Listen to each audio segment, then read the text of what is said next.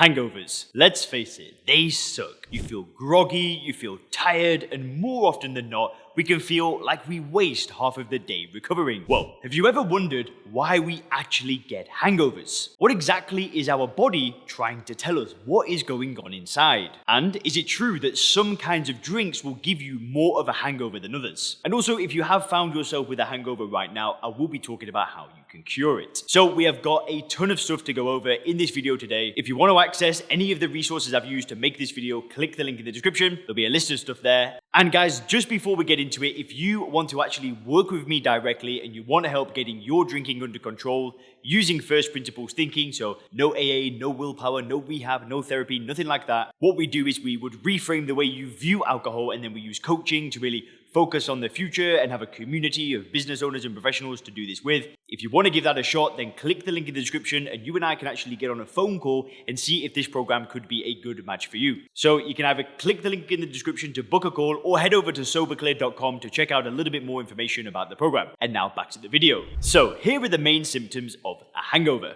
We've got headache, muscle ache, fatigue, tiredness and weakness, thirst and dehydration, nausea, vomiting and stomach pain, irritability and increased anxiety, a difficulty concentrating, and a sensitivity to light and sound. Quite frankly, hangovers completely suck. So the hangover starts several hours after the first drink, when alcohol blood levels start to fall. The symptoms then peak as alcohol concentration reaches zero and can persist for several hours afterwards. So just how common are hangovers? The risk of getting a hangover the next day increases proportionally to the number of drinks consumed. Simply, the more you drink, the more likely you are to get hungover.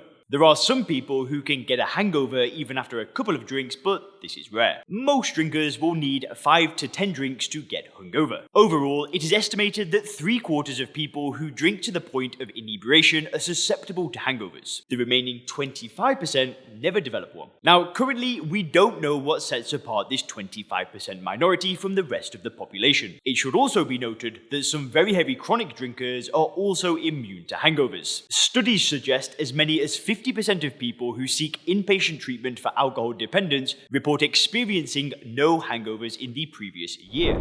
So we come to the most interesting question. What on earth causes a hangover? How do we go from the drunken state to the excruciating headache and fatigue of the morning after? And why is it that the hangover happens after the alcohol has cleared from the body? Most likely, there is no single cause of the hangover. Rather, it's the contribution of several different factors. So we'll break each one of those factors down now. The first factor is dehydration. Traditionally, one of the main hypotheses to account for the hangover has been dehydration. Alcohol is a diuretic. In other words, it causes us to expel water from our bodies through urination, and ultimately this leads to dehydration. To give you an idea, you can lose up to 1 liter of water after about 4 drinks. And these dehydration problems can sometimes even become worse because people have been known to vomit and sweat a lot more when drinking, leading to the loss of even more water. Many of the hangover symptoms like thirst, weakness, and dizziness are consistent with dehydration, being at least partly the cause. At number 2, we have acetaldehyde. When we consume alcohol, our liver breaks it down into a very nasty, toxic substance called acetaldehyde. An enzyme then breaks down acetaldehyde into less toxic metabolites. The scientists can artificially block the action of this enzyme, with the result that the nasty acetaldehyde lingers in our system far longer after drinking. One way is by administering a drug called disulfiram. This is sold under the brand name Antabuse. This medication leads to a spike in acetaldehyde levels after consuming alcohol. This is why doctors can often prescribe Antabuse to heavy drinkers as a way of putting them off drinking. Every drink with Antabuse in the system leads to very unpleasant physical reactions. And these reactions closely mimic a hangover: crippling headache, nausea, thirst, flushing, weakness, and confusion. This close resemblance between the effects of Antabuse and the hangover symptoms suggests very strongly that acetaldehyde is at least partly responsible for hangovers.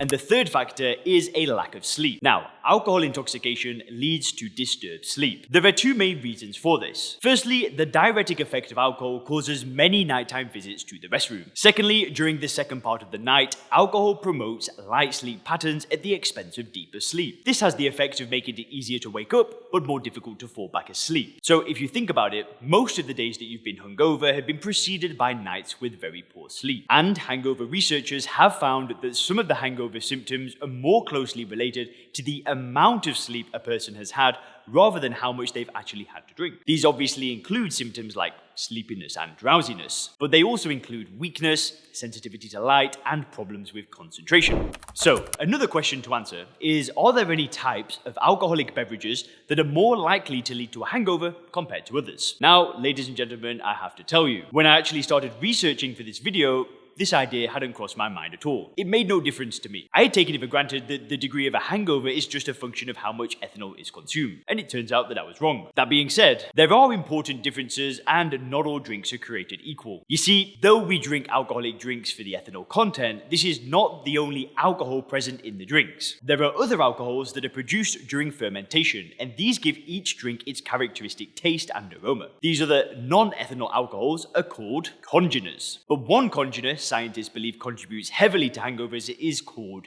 methanol. Methanol's chemical structure is similar to ethanol, but it contains 1 less carbon and 2 less hydrogen atoms. When our body breaks down methanol, it makes 2 very dangerous and highly toxic metabolites, formaldehyde and formic acid. And it is possible that these metabolites are partially responsible for the hangover. In support of this hypothesis, scientists have found that drinks that lead to heavy hangovers are higher in methanol. And also, it takes fewer of these drinks to develop a hangover in the first place. Also, methanol is metabolized at a much slower rate than ethanol, and is still lingering in the body for several hours after ethanol blood levels have 0. This is because ethanol inhibits the metabolism of methanol. In other words, when both ethanol and methanol are present, our bodies prioritize the metabolism of ethanol. Now, here are some drinks that are high in methanol and other congeners, and are likely to give you the nastiest hangovers. They include whiskey, cognac, brandy, and red wine. On the other hand, drinks low in congeners generally have a clearer appearance. They include white wine, gin, light beer, light rum, and vodka. And I quickly want to mention one thing. It made no difference in my life if I was drinking red wine or vodka. If I'm drinking, I'm getting a hangover. But I wanted to keep unbiased. I wanted to just give you the information because I think it is very interesting. But at the end of the day, alcohol is still an addictive drug. And whilst what I said is true, it's not an excuse to drink. It's not an excuse to start switching things around. And I just wanted to make that clear. It's still a drug and it still does nothing for you. So the next question to ask is, are we impaired when hungover? So we all know very well that the effects of alcohol on our ability to perform even moderately demanding tasks, be it something like driving a car, operating machinery, or something that requires any kind of mental effort. So scientists have looked into whether these impairments continue when we're in a hungover state. And scientists have concluded that the answer is generally no. Studies have examined how we drive when hungover, for example, and we find that though we may feel horrible, our performance does not suffer. According to scientists, at least not significantly. And again, like I said, I'm just reporting the science. I'm just reporting what is out there. In my situation, sure, I might be able to drive a car. I can do simple things. But doing high-level, high-value work that requires a lot of energy and a lot of focus, that stuff ain't happening if I've got a hangover. That is a fact. So, when it comes to the treatment of a hangover, there's no shortage of folk cures. Now, sadly, regardless of what people will tell you, there is no way to cure a hangover. The best thing you can do is to try and manage the symptoms in order to make the whole thing less unpleasant. You want to do things like stay hydrated, consuming as much non-alcoholic drinks as possible. Juices can be particularly helpful. You can take medication to cover up the symptoms, for example, aspirin and ibuprofen for the headache, and antacids for the nausea. You also want to try and get some sleep, as a hangover is typically preceded by a poor night of sleep. And ultimately, the only way to get rid of a hangover is to give it time. After about 8 hours, many people will already feel better. For others, it might take 2, even 3 times that. But the big takeaway of the video is this. Hangovers are one of those times when drinkers often swear that they will never have another drink again. And it's for good reason. At the end of the day, it's literally our bodies screaming at us that this stuff is really, really bad for us. And the only way for you to 100% hangovers is simply not to drink. This permanently guarantees that you will never waste another day to alcohol in your life.